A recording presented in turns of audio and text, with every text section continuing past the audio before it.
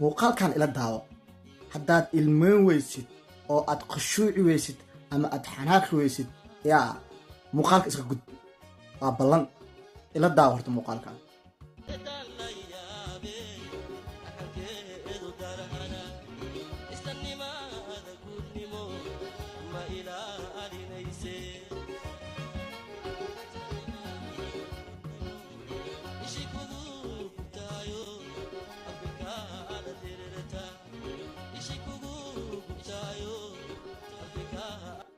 gabdhaha qaar caruurta ay dooyin u naqda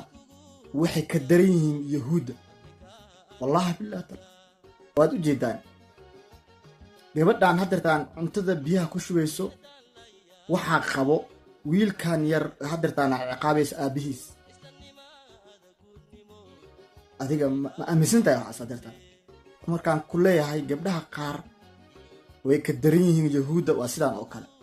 gabdhaha Soomaaliyeed meel walba ay joogaan waxaan kaga digayaa inay ka fogaadaan waxyaalaha noocan oo kale ah oo lagu muteysanayo jahannamo shaygan oo kale waxa lagu muteystaa jahannamo cunugan waa sabi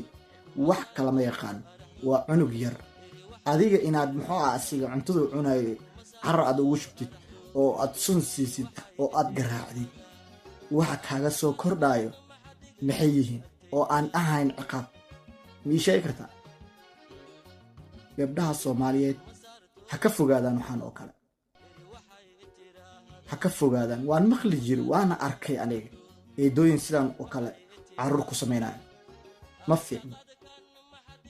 haddii cunugan yarsaan aad ku samaysid cunugaad u dhali doonto wiilkan aabihiis siday noqon doonaan kan ayaa ka fiicnaan doona haddeertaan aad ciqaabaysid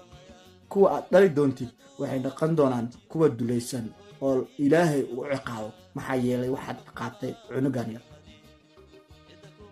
marka sidaa la soco ha ku degdegin in aad cunug oo eeda aad u tahay inaad gacan u qaadid ama aad garaacdid haba isku dayid haddaad isku daydidna jawaabtaada waxay noqon doontaa jahannam maxaa yeelay sabi waay wax ma kala oga ilaahay ku abuuray ayaa korkaaga